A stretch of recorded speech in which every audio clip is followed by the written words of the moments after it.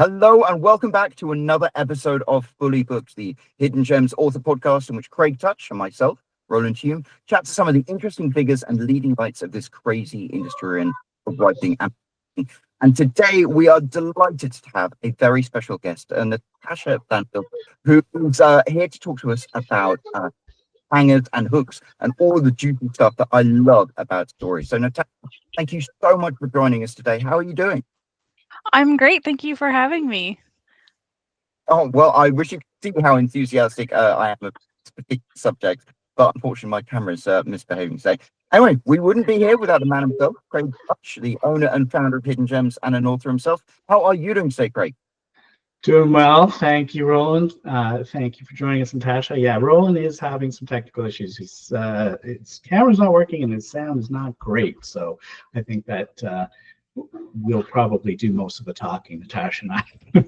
But thank you again for coming on. I know that you had a few different things that you were interested in talking about, but I think what we settled on was the idea of writing hooks and cliffhangers, and how important those are, and why we want to do them and how to do them well, because those are the things that really grab the reader and get them to want to turn the pages, right? So why don't you tell us a bit about yourself and yourself as a writer and what got you into this? I know that you actually facilitated a workshop about this topic, so what sort of brought that about, and then we'll go from there. Okay.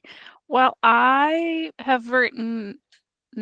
published 4 dark psychological thrillers. So one of my friends has actually called me the Queen of Cliffhangers. So I'm looking forward to talking about the favorite thing I like to do at the end of a chapter.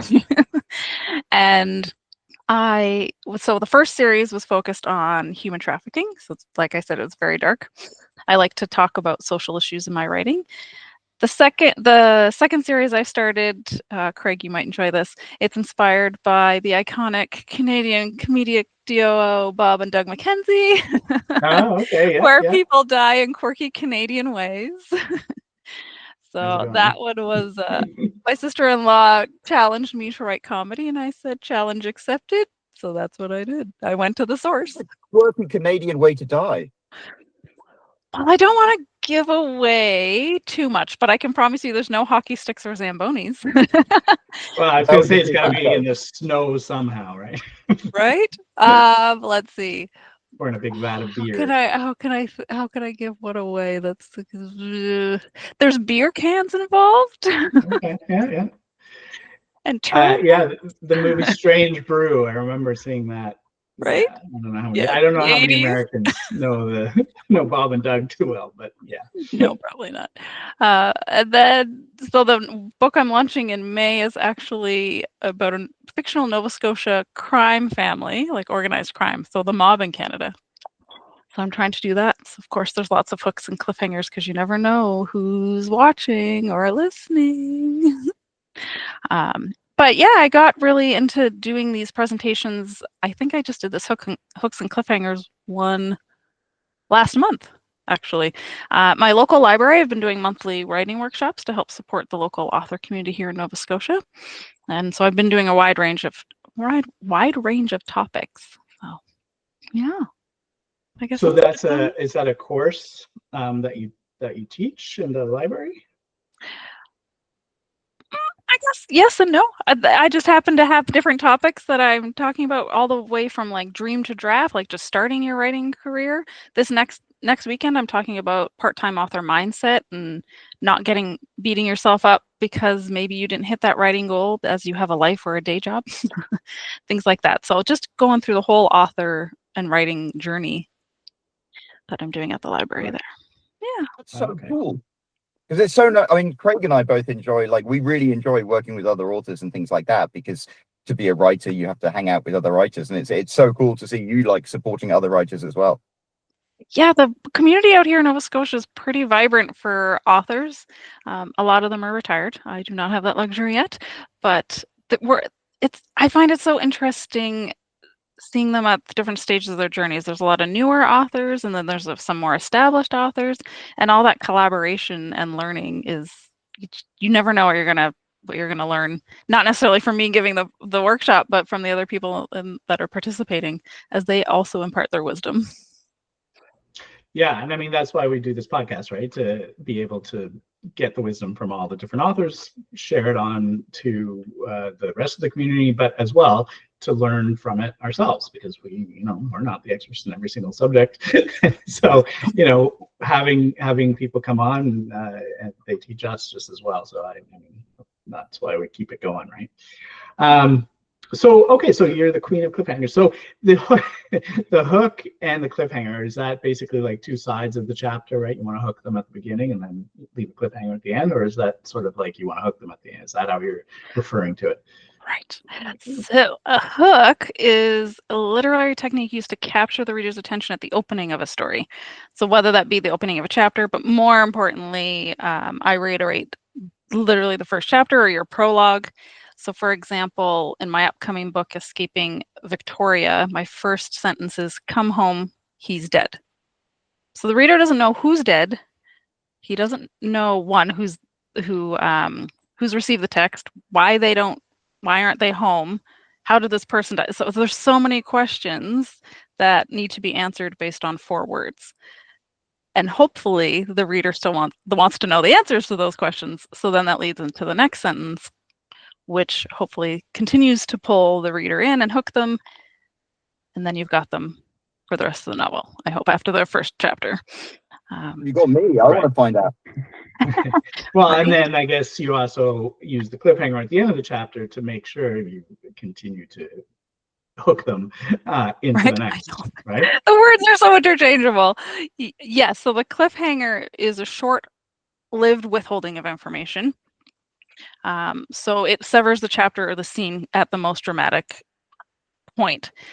So some advice I give to other authors is, when you're done writing your chapter, and maybe when you go back to editing, depending on what your process is, see how your chapter would end if you removed the last 2 paragraphs, for example. Would that leave a cliffhanger? Or is there a way you can reword that sentence into a question that maybe the main character is asking, or whoever's point of view you're from? Could you change that into a question that the reader's like, "Oh my gosh, I need to know what's going to happen"? The other thing I will mention about cliffhangers is the question then gets answered when you revisit that point of view the next time. So it's not the withholding of information for 5 chapters from now, like red herrings, for example. Once you hit that POV again, you should have an answer to the question that you left them with. So they're not twists or redirections. I like that. That makes it, you get rewarded for it. I like Lee Child as an author, and he does that often. He'll have like the cliffhangers, and then you immediately find out what happens. But it's nice. It kind of like keeps you flowing through from chapter to chapter, because you can't stop, because you have to find out what happens next. And then by the time you found out what happens next, there's another cliffhanger to keep you going on to the next one. They're like potato chips. You can't have just one. No. Yeah, exactly. Whatever keeps you from doing that laundry. That's how I like to say it. So the cliffhanger, because I know there's a lot of books that, and sometimes that's sort of one of the criticisms of books, movies, television shows, is that idea that they bring out all these sort of cliffhangers or hooks or whatever and don't resolve them, right? And they take too long to resolve them. It's like, okay, they start off and they give you a million questions, and then you're into season 2 and you've answered one of them. The frustrating. I remember like Lost being like that, where it was just like, oh my god, just every time they just keep more and more things, but they're never answering any of the other ones.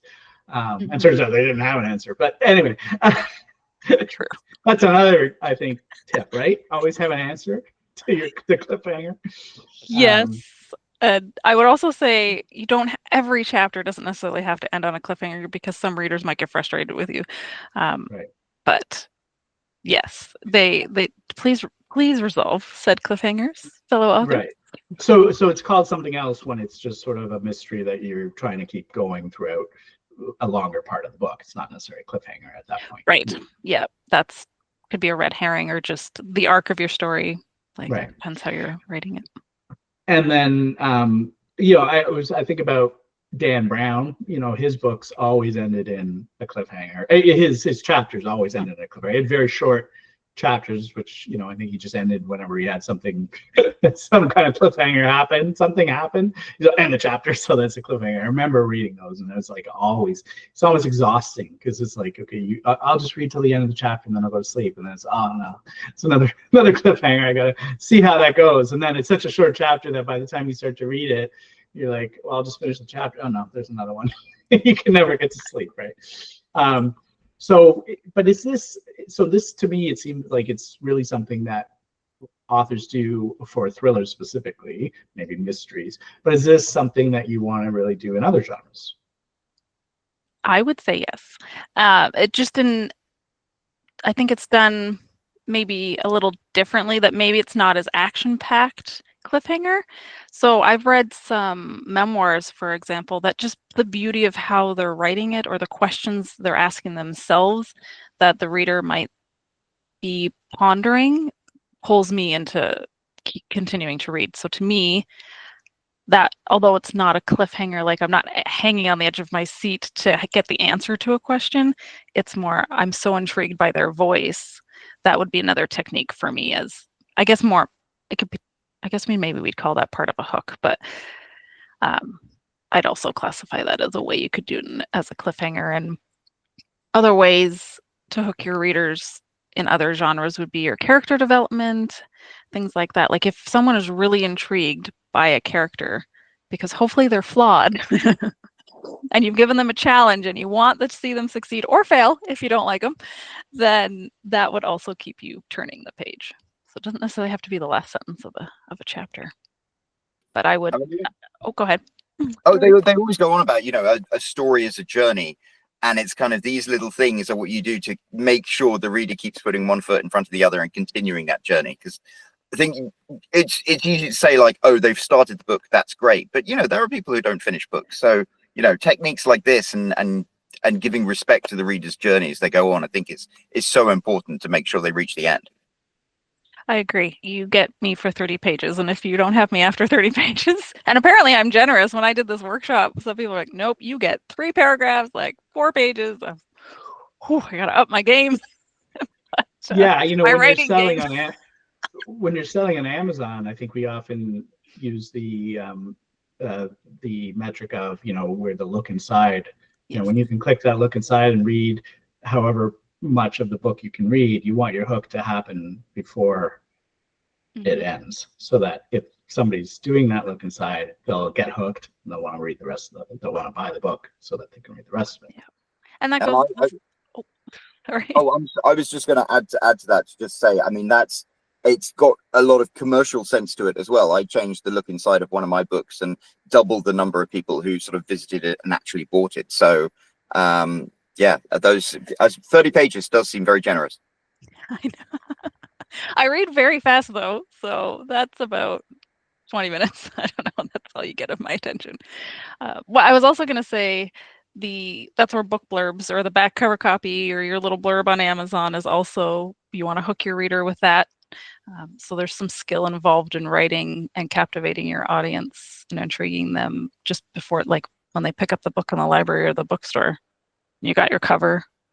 You got to hit them with the cover and the back cover copy too. Sure. Real bookstore or digital bookstore, it's the same, isn't it? Yeah. And I mean, that's your blurb. I mean, that's a whole different story, right? And that's a whole other podcast. Well, I mean, that's more of like what people might refer to as the elevator pitch of your book, where you want to sort of finagle that into your blurb so that you're sort of giving people a quick understanding what the whole story is, versus your first line, first paragraph, first page, first chapter hook. But yeah, there are often really, I find the books that start off that first, like in your case, the first line, the first paragraph, when they start you off with a really intriguing hook, I think those are the ones that really stick with you and they really make you want to read. And those are the ones that obviously you don't necessarily want to resolve right away. Those are the ones that can linger throughout the book or most of the book. Yes, I don't think you find out who's did until chapter 3, technically, because in Escaping Victoria, I do dual timelines. So I make you wait until the next time you see Victoria to know who's dead. So you have to get to chapter 3 first. And that's another way that you can add in hooks and cliffhangers with the dual perspective, right? Mm-hmm. Because if you're switching to another sort of thing that's going on somewhere else in the world, you're leaving that hook for at least a chapter, right? Mm-hmm. I think of Game of Thrones and George R. R. Martin, who uses that perspective a lot, and I think he does that a lot. And you're almost like, he does something intriguing, and you're like, and then the chapter ends, and then you go to another character, and you're like, oh, I just want to go back. I almost want to switch through and find the next chapter, right? But it could be like 100 pages later. Yeah. That's another way to do it. Yeah, and a good way, like if you start with action, then you're already in the action rather than slowly pulling in your reader or starting at a life-changing event. And I like this saying, lies, secrets, and scandals, oh my. If you start with one of those, hopefully if it's well written, you've captured your reader because you've caused some confusion and they're like, oh, I want to know what the juicy news is. Now, I was going to ask you, do you like the occasional sort of non-linear narratives that people do? Like they'll put something really exciting that's happening in chapter 5 as like the first chapter, and then be like they'll end it on a cliffhanger, and then be like then the first chapter is 5 days later, or no, 5 days earlier, or something like that. Funny you should mention that. The next book that I'm about to finish, not the one I'm launching, I am starting with a scene from, I don't know, whatever chapter, I don't know what chapter it's going to be, maybe it's 10, as my prologue. But it's just a snippet of it. It's only 350 words of it, but you're not going to find out what happens until chapter 10. Like, you know somebody's going to die, and he's a 15-year-old and it's his first kill. So you kind of know that, but you're like, oh, what led him to this? So you have to get there between chapter 1 and chapter 10. So I would say, yes, I am a fan because I'm doing it myself. Very effective. I mean, it's a great way of like hooking things, because it's like, oh, great, now I have to, but you're already hepped up and excited when you have to go through the slow, boring character development and story building bit. It's like it launches you with that punch, and then you can slow the pace down. And I think that's much easier than trying to sort of build it up from without any momentum. Yes. But I would say don't use it as an excuse to drag your reader through brain-numbing character development. So just because you gotta weigh it out, because I think you can still use some hooks and stuff in your other chapters and make your character, and if your characters are intriguing and you've developed them well and given them, like I mentioned before, flaws, then it pulls them along until they get to whatever chapter the prologue is reflecting. For sure. Yeah, and I think that's the timeline thing is kind of something that you can use for stories that, I think of it in terms of if you'd started writing your story and you didn't put in the cliff, and then later you realize that you need it, but it's not really, you didn't really start it with action because you had all this other stuff. That's, I think, one way to sort of easily put it in is take a step back, go to one of those action scenes, put that at the beginning, and then work backwards to sort of show how that came about. I think of it in that, like, I know I did that in one book, but also it reminds me, because I just started watching the season 3 of Reacher, and no spoilers. I'm not gonna really spoil anything. Okay, good. But what I'm gonna say is, and honestly, I have a terrible memory, so I could be remembering it wrong. But when I started watching it, I was like, I don't remember this part really, and then later I realized that they did a timeline thing, right, just so that they could start it at a different spot, and so, but then I was thinking about how, and I don't think they did it in the book. I could be wrong though. Like maybe I'm totally misremembering it. But when I was thinking about it, I'm like, I can see why they would have wanted to do this, because it starts it off in a more interesting way than how they necessarily would have started it from the book. And that sort of made me think about how in times when I've sort of done that too, where I've like, I've written the book and then I realized, the beginning is not super exciting, and so I'll go and I'll find a spot that's a little better, pull that in, and then be like, okay, that's like flashbacky kind of thing, right? Mm-hmm. So yeah, I think it really works in sort of retrospect like that.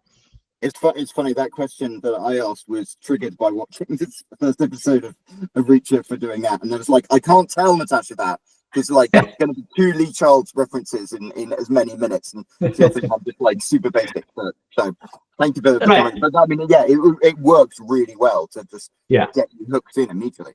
But does that take planning? So Natasha, I was going to ask you, are you a plotter or a pantser? And I guess when it comes to things like hooks and cliffhangers, you kind of have to have a planning, but do you write first and plan later, or do you plan first and write afterwards? Oh, I'm a pantser / discovery writer for sure. My discovery writer, I forgot that's what we call it now. Yeah. My first draft is mostly all dialogue, and then I work in everything else afterwards. So I go through many phases or many drafts just to get to like the final draft that I now need to edit. But they just happen. I'm not gonna lie. I just write them. They just come out. I am blessed with the skill to end a chapter on a cliffhanger, and unfortunately, sometimes I also end books on cliffhangers. And as much as my readers love me and hate me, that's how I ended it. Even Escaping Victoria, I tried to have a solid ending. I did. I know it's a series book, but I tried to have a solid ending, and then the last words were written, and I texted my friend, who's the one that calls me the cliffhanger queen of cliffhangers. I was like, guess what I did? She's like, oh my gosh, I love it, and I hate you. I kind of got that question saved up. I was going to ask it later. It's like, how do you feel about cliffhangers at the end of books? Because I know that a lot of readers, they may be very, very unhappy about it, but they often do end up buying the second book. Yes, some will wait until the whole series is out, because then they like, I want to read the next one. And I actually received a text because a friend of mine was at a tropical location and only had book 1. And then she texted me and said, gosh darn it, I'm not home for 2 more weeks. What did you do to me? But thankfully the book was out, so she could have it 2 weeks later. But she was not impressed that she had to wait a few more weeks. I don't read a lot of series, so I don't know how I personally feel about it. But again, if I write it, I have to accept it as a reader. So that's my thought. I say go for it. I think some genres are more accepting of it than others. Like I think with thrillers, if it's a series, it's somewhat expected, unless they're, a series of standalone books. Reacher, series of standalone books, they never end up in cliffhangers. But a lot of the series that are not standalone, they do. But in romance, most readers do not like cliffhanger endings. I have not read romance, so actually I'm reading my first romance right now, but it's not normally my thing. But yeah, I do know they need a happy ending. Yes, they want a happily ever after. They want the bow nicely tied up and neat, and that is okay. So it's a lot of it is understanding the market and your readers and knowing what they'll accept. And I guess too, if you're gonna write a book and you're a fairly fast author and you can churn out the books, without, George R.R. Martin type lengths in between them, people would be more accepting. I've given up. He's not finishing. He's not. But yeah, I think that people would be more accepting of that if they know that the next book's going to come out in a year, or 6 to 8 months, and which, if you're self-publishing, that's more realistic, right? If you're traditionally published, it might take a while, because once you finish the book, for some reason, it still takes them forever to publish them. Yes. One of the joys of self-publishing. Yes. So I think that as long as your readers trust that you're not going to just give up and walk away or take forever to write the next one, then it's probably more acceptable to end on a cliffhanger. But I think as a reader, I don't love them. I do accept them. You feel like you're ripped off, right? You're like, I'm like the same way with TV shows too. It's like I never used to be like this, but a friend of mine, swears by it, and so I started doing it. Now I'm kind of the same way now. It's like I won't start a series until it's over, and I'll do a season, I'll wait till the season's over. This guy, my friend, doesn't wait. He wants the whole show to be done. They're not making any more episodes because he just wants to bliss through it and not have to wait for anything. I don't think that most people are like that, but I get it though.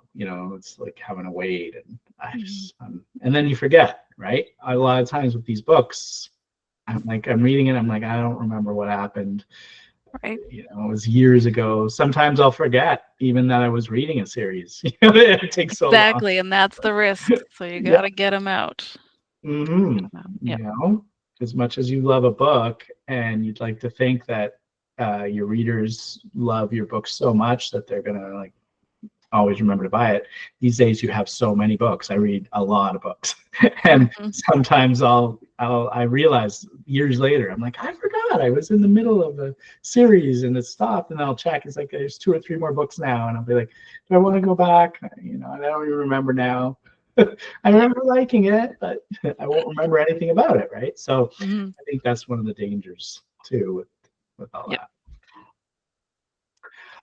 Okay, so if you're an author and you want to sort of put cliffhangers into your book, into the end of a lot of your chapters, what are some of the ways to do that effectively and not make it seem like you're just sort of shoehorning it in? Oh, yes. Oh my gosh. That is a great question. I have some examples. So what I would I'll reflect back on analyze your chapter overall as its own scene, and kind of what I mentioned before. Can you end it sooner? Do you need to end it where you've ended it? Is there a question you can ask or reflect on? Like, can the character ask a question or reflect on? Is there a tension? Like if there's 2 characters in the scene and they're having a conversation, could you have one of the characters withhold some information? So for example, in my second novel, The Perilous Road to Freedom, Charlotte the maid is helping Olivia, the main character, get ready for dinner. And so I'm just going to read a quote. So Charlotte stared at me for a moment. Her eyes squinted as though she tried to see the real me. There's a lot you should know. And that's how my chapter ends. Because Olivia has been transported to this new family, and she's pretending to be somebody she's not. And so she doesn't know anything about this family. So there's a lot you should know about this family. Like the reader's going to know that that's what Charlotte's referring to. But they don't know what they need to know other than they're evil. They're human traffickers. They're not the nicest people in the world. But what else do they need to know? So you can end it like that. That's a great way of explaining it. What is it? They said the true definition of wisdom is when you know what you don't know. And then right there, that's how you wound up that chapter with like you're putting it out there that the reader doesn't know these things, and now you know what you don't know. Yes, exactly. So you can bring them in, and of course they're going to want to know, well, what does she know about the Hammonds that Olivia doesn't already know from the last year of her life, kind of thing. So it makes them turn the page. That's for sure. What else could do? I'm trying to think. I'm trying to think of things not to do. Maybe we could do that too. Like, so here's some things you can do. But where cliffhangers and hooks sometimes go wrong is if you're seeing that you're analyzing, it's full of tension, and then just kind of drizzles off, then you may lose your reader, or a hook that you've tried, or a cliffhanger that you've tried to stick in there might not fit because maybe it's too wordy or things like that. What about pacing? Because obviously to have a cliffhanger drives the story along, and that keeps it like quite relentless. I mean, those are definitely the things in like Lee Child books, but sometimes it's good to have some relief from that tension and some slower scenes. So how do you work cliffhangers into the general pacing of your book? Oh, that's a great question. I'm trying to think. So my third book's from 3 different perspectives. So that's going to break it up because you have the stranger, who you don't find out who the stranger is until well into the book, who's stalking this family.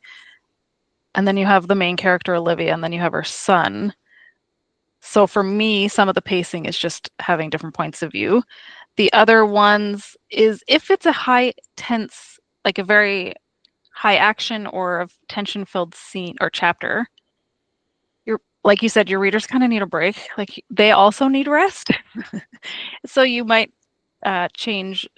The next chapter might be a little lighter conversation. It might not be as action packed, especially once you've answered the hook or the cliffhanger. Apologies. Then maybe they're reflecting on what that means to them, so they take a step back, and so that slows it down a bit, and then you bring them up again, and then you slow them down a bit, and then you bring them up again, because your characters need time to process some things, and your readers want to know. That's how you also develop your characters, right? By showing how they're processing or reacting to what's going on around them. So I think for me, and as you build your writing skills, I think there's just an ebb and flow, and even with however your story arc's going, there's an ebb and flow, and you can feel it. I think you can feel it, and your beta readers or your arc reader or whoever you have your critique groups and your fellow writer groups will tell you what's working and what's not working for sure. I would highly recommend getting feedback to ask, did you get pulled out here? Did this make you want to turn this next page? And get that sort of feedback as well. Yeah, my other question was, you described each chapter as a scene, but then if there's a cliffhanger, does that mean that the next chapter as well is part of the same scene, or is it a different scene? Like, that sounds such an esoteric question, but I understand what you're saying. I understand. Yes, in my mind, I mean, there could be multiple scenes in a chapter, but I'm just thinking in this context that every chapter is a scene. But so yes, technically the next chapter could be a continuation of that scene where you've answered the question and then, reflecting on it and pulling the tension a little bit before you build it up again. Does that make sense? That definitely makes sense. Okay. Yeah, I think I agree though that like it was like what I was saying before with Dan Brown, like it's almost like it was almost too much, where it's like they're short chapters and they're all cliffhangers, and it's like you never find that natural place to be able to break, stop reading for a bit, or catch your breath. And I think readers need that, right? I don't know. Now most people don't read in one sitting, right? So if you can't ever put the book down, I guess in some ways, that's a great book if you can't put it down. But I think people do want to be able to put it down at some point and come back to it. But yes, like you said, you don't want to lose. That doesn't mean you want to write something boring so they'll be like, okay, now I'm going to stop reading. Exactly. You just don't want that. It doesn't always have to be these breathtaking cliffhangers. They could be simpler, lighter cliffhangers that it's like, okay, I can relax now and come back to this. I don't need to like, oh my god, he's on the edge of it, literally on the edge of a cliff. Oh, he's falling out of a plane. No, I have to see, right? Yeah. Sometimes it can be something a little bit better, or a character-driven sort of cliffhanger or something where it's easier to let it go. Yeah. So I was going to ask what your revision process is like, because I mean, you say you're a discovery writer, and it seems like you've got a pretty good handle on like just organically finishing chapters on cliffhangers. But what is your revision process like? And do you find yourself going back and like tightening certain cliffhangers, or maybe in making things more cliffhangery than they were before? Yes, and usually yes to everything. Always revise. So even in Escaping Victoria, I knew what the first 4 words were going to be before I wrote the book, but I didn't know what the next 4 words were going to be. So I definitely had to refine that to keep the reader pulled in. And even at the end of the chapters for the cliffhangers, is there a tighter way I could say it? Do I need to take 20 words to say this, or could I take 5?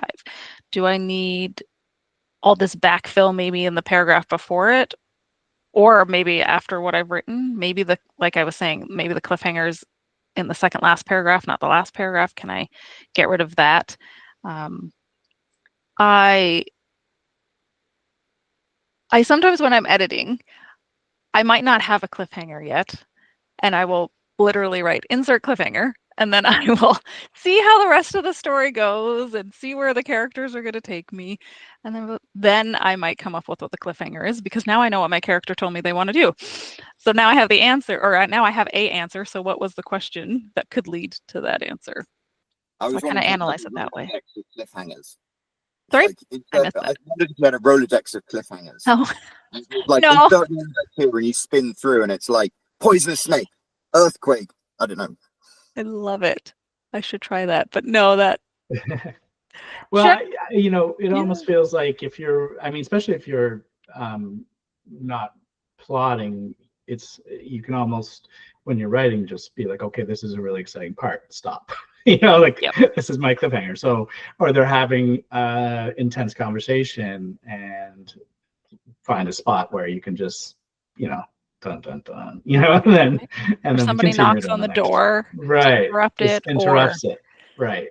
there's a time crunch and they're like, I'd love to talk to you right now, but I gotta go stop this bomb. Like, yeah. Or like Yeah, right, something action oriented. And So is that how you determine the length of your chapters, by sort of where the cliff lands? length of chapter. I don't have a set length. They Well, are that's what I mean, all right? over the place. So Right. yes, Well, I but do. It's like, oh, that's that's what exactly, naturally is yeah, because 700 some words. people try to make Yeah. each chapter a certain, a rough certain length, right? But if you're if you're trying to end on a cliffhanger, then you kind of have to let the cliffhanger determine where your chapter ends. Exactly. Yeah. Some of my chapters are 700 words. Some of them are 1,500 words. Some are 2,300 words. All Right. depends how the scene takes itself, where it goes. Right. For sure. And I imagine those 2,300 word ones didn't have a good cliffhanger in the middle of them. Otherwise, you would have stopped at that point. And then, Yeah, potentially. Those ones are usually the high action scenes where people are fighting or they're in an argument. So there's a lot of back and forth. So you still have the action and you want to know how this conversation's going to end, but it's not an obvious cliffhanger. Right. For sure. And so I guess in that sense too, when you figure out where you want your book to end, because you're often, if you're doing a series, I mean, you want to resolve most things, right? But you just sort of want to leave something there. You still want people to be satisfied that it wasn't a book where, it's just nothing got resolved. And then go on. So you do want to, I think, in my opinion, you want to resolve most threads. And often I think that the one that you leave open is either some grand arching thing, like a Wheel of Time, where it's like the bad guy, like the dark one or whatever. It's like, yeah, he's going to be out through the rest of the books, and you're not going to resolve that to the end. Mm-hmm. Or you introduce that sort of cliffhanger at the end of the book. You introduce that element at the end so that it's not something that's been hanging over their heads the entire time, and then you don't resolve. Is that sort of how you do it too? Yeah. Yes. So for my first book, The Perilous Road to Her, it was only supposed to be one book, and then it ended. And I resolved the major story, but then, oh, surprise, what you thought happened didn't happen in the epilogue. Guess what? There's going to be a book too.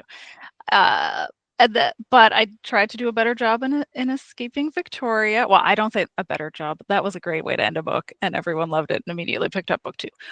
But in Escaping Victoria, I've definitely resolved the arc, and then the cliffhanger at the end is, oh, well, that's what books 2 is going to be about. Okay, this other problem. So I'm introducing a new problem. I'm not leaving them hanging over with unanswered questions on the problem the first book was about. Yeah, I think that's the better way to do it, in my opinion, because then it's like, okay, you feel like that book was completely resolved. It was the story was end and done. And then it's like, oh, but these people, their lives didn't just end. There's still something going on. So then it's like, okay, that's really more. It's less of a hook and or less of a cliffhanger and more of a hook for book 2. I think. So wow. And we'll see. You should read the last chapter of my book. Well, I think I it's do. a cliffhanger, but actually, I think it's a duel. It's a duel. It's a cliffhanger and a hook, because it hooks you to want to read more, but it's a cliffhanger because you're like, what? Blow my mind. Right. But I think that's the right way. Yeah, that seems like a better way to do it, than the way Marvel movies do it, where it's almost like the movie you're watching is an advertisement for 3 movies that haven't even been made yet. Right. Right. Mm-hmm. Yes. Yeah, and I think about The Wheel of Time as well, because I remember it's been many, many, many years since I read it, but I was reading it as they were coming out, and I remember reading the first 3 books, and thinking, I personally think, I've never even looked into this and whether or not it's true or my own theory or whatever, but I felt like he wrote it thinking it was a 3-book trilogy, and then he was making all this money, so decided to extend it, because it was always like, oh yeah, we're heading towards the Dark One, blah blah blah, and then like halfway through book 3, it was like, but that's only the minion of the Dark One. He's not the real Dark One, not the real. And it's like, I could see where his publishers said to him, "Hey man, this is a cash cow. Let's keep it going." But I already all right, okay. And then to me that was a little unsatisfying because of the way it was built. So you can't go back and rewrite those book 1 and 2, right, to make it sort of flow better. And I think that was the issue. And that's, I think, one of the dangers with writing it. It's not dangers, but one of the challenges of writing a series is that you can't go back and fix stuff in book 1. Like when you're writing a book, you can go back and make all sorts of changes in those early chapters to set things up or whatever, right? But when you're writing a series, once book 1's out, it's out, and you've got to stick to that like it's the Bible, right? Oh my gosh. I'm writing the 4th book in my first series, which is actually going to be a prequel about how the villain came to be, how William became the human trafficker that everybody loves to hate and hates to love.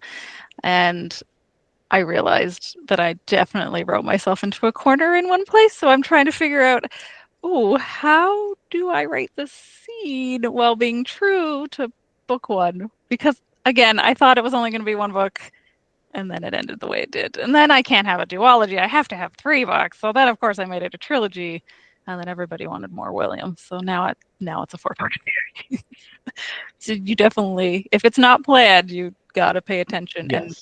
And I don't know how many authors, hopefully they have book Bibles or whatever you call them, where you track all your major events and you have synopses of your chapters, so you know what's happening when, so you can keep track of everything. So when you come back 4 years later, you remember what actually happened in the first book. A lot of readers do that, but they're called planners. So I know. Well, I do that after. So I write my book, and then I fill out my. I'm a complete planner, so I always think, the whole idea of being a pantser, discovery writer, to me is just blows my mind. Like I can't even, like I need to plan it all out, right? So to me, it's like, that's the problem you have, right? Yeah, of course you ran into that problem because you didn't plan. I plan too much of my day job. I don't want to plan. Yeah, no, I get it. Listen, some of the best books are.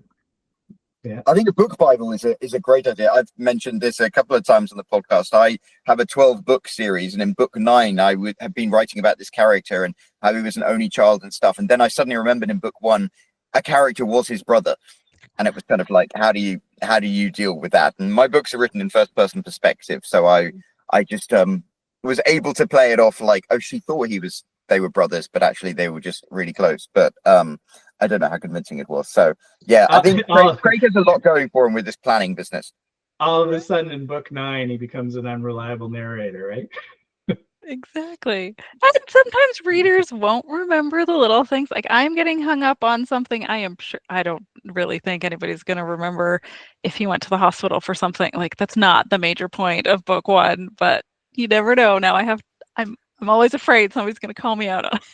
Well, you have to, because you've written it so far in advance or so far later that you're in your mind that's like such a small detail, but you have to think about those people that are reading book 1 then book 2, write it back to back, right? Yep. So it's fresh in their minds. That's why I can really stick out. But there's a difference though, even between planning out a novel and planning out a series. Like I think to plan out a series to that level is a lot harder, and I don't know how many people do that. I kind of feel like people just think of maybe the overarching things that they want to happen, right? But you're probably not planning it out to those minute details. So even when you're planning, you still can write yourself into a corner like that. Yeah, for sure. So we're approaching the top of the hour, but I wanted to ask you a very important question. out of all the books you've read and films you've seen and series you've done, what have been some of your favorite cliffhangers? You didn't give me time to prepare for this one. My favorite cliffhanger. Well, Roland, Okay. do you have a favorite that you can start us off with? Well, I don't know whether it's a cliffhanger or not, but I do. There was when JR got shot in Dallas. I was only a kid when that TV show Dallas was on. And my parents watched it. My mother was obsessed with it, and JR got shot. And then it was a case of like, who did it? And they ended the season. And you're both Canadian, so maybe you'll appreciate this. There was also that show South Park that started years ago, and there was this who is Cartman's dad. And then, as an April Fool's joke, the creators of that show, when they were meant to have the episode revealing that, actually had an episode about two Canadians, Terrence and Philip, that didn't even answer that question. And people went nuts. They were writing in and complaining. So those are the two big cliffhangers that I remember that were culturally important to me. That's funny. I know.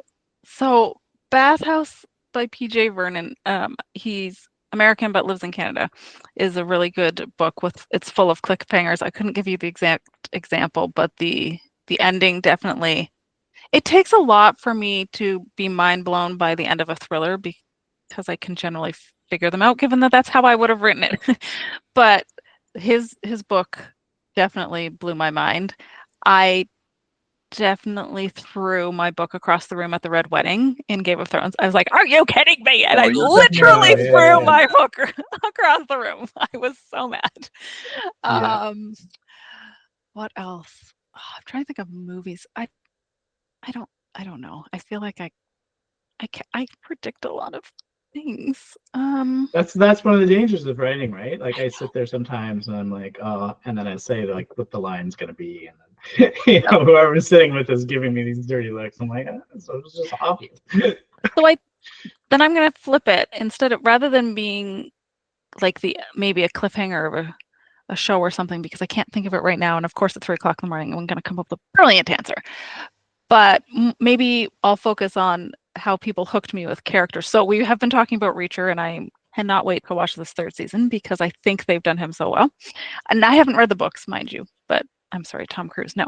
But I like how this new series is going, and I'm like, come on, let's watch it. But my husband is, wait till the whole season's out. And I'm like, no.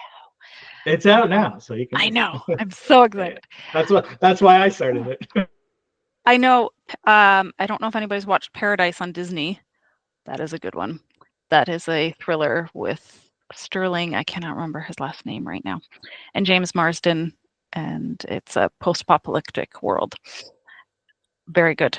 Every episode, I think, ends on a cliffhanger, which then we binged that in 2 nights. So I would say that maybe that's the most recent that I can recall. But they do a good job trying to make you. 1923. Just kind of like a precursor to Yellowstone, and every single episode ends on a cliffhanger, but they get increasingly more absurd to the point you're like hate watching the show because they're just so dumb. Oh, I don't love those ones. That's when I stop watching TV. Yeah, I don't. Just like a book, if you don't get me on a television show, I'm sorry. Nope. Yeah, but it's funny because you mentioned that it has to be a cliffhanger that works, that seems congruent, that seems realistic, and then this show is an example of your audience loses faith in you if you just insult their intelligence with something that comes across as dumb. Yeah, but I've also heard recently one of my people in my writing group, their friend pitched a show to Amazon and they loved it, but they said you need to dumb it down because everybody's on 3 devices. So they're on their phone, they're watching the TV, and they're all on the iPod at the same time, or iPad at the same time. So maybe that's where they're trying to get away with those cliffhangers, because nobody's paying that close attention unless you're like us who like to analyze these things. It's interesting that Amazon's on, or that Netflix is on to us. Yes, everybody's on to us. Yeah, they're always watching. People are on 3 devices. I'm like, I'm people. Yeah. Yeah, I'm usually watching TV and reading a book, so it has to be a really good TV show for me to. I'm usually on my phone for sure, and then somebody's like, "Oh, you're not even paying attention." It's like, yeah, I can multitask. Right? Yeah. So, well, it has been absolutely fascinating talking to you, Natasha, and it's like one of my favorite topics as well. And you've done such a great job explaining all of the nuances to it. So for everybody who is listening to this or watching you and Craig, but not me, then please make sure, can you tell them where they can find out more about your books and more about you? Maybe even if they're in Nova Scotia, where they can go to that library to listen to you speak about writing. Yes. So nlblandford.com is my website. I'm on Instagram and Facebook and Blue Sky, although I don't use Blue Sky very much, but I do have an account there. I am at the Bridgewater Library monthly, and well, I have one this weekend on part-time author mindset. Next weekend's all about next month's self-editing, and then intro to self-publishing in June, and then we take a break. So if you have to register, so call the Bridgewater Library here in Nova Scotia, and they can get you registered because seats are limited. And yeah, I think that's where you can find me. Hopefully, reach out on Instagram. If I offer workshops online too, if people are interested or have a writing group. If you can find my books, they're wide, so Amazon, Kobo, all the places. My first book is an audio as well, so you can find that on all your audio locations. And yeah, if you happen to read the book and you have a book club, I'm happy to join in via Zoom or Google or local. If you're in Nova Scotia, I can drive to you and ask me anything at a book club. And I have my launch of my next book May 29th at the Tin Roof Distillery. Very fitting for a mob series. I'm going to have a launch party on May 29th from 7 to 9. So hopefully people who are around can make it. Well, wonderful. We will make sure to pop a link to your website down in the description down below. So if you are enjoying this and you've enjoyed everything Natasha has shared with us, be sure to scroll down there, click on that link and go and check her out. And while you're down there, there is that comment section. So make sure you leave Natasha a comment. Let her know how much you enjoyed everything she shared today. Also, let us know which your favorite cliffhangers are. We'd love to hear those. And while you're down there, there is that subscribe button, that like button, and of course, a bell icon you can tap to get notified every time there is a new episode of Fully Booked. And of course, there will be a brand new episode of Fully Booked next week. So until then, stay tuned.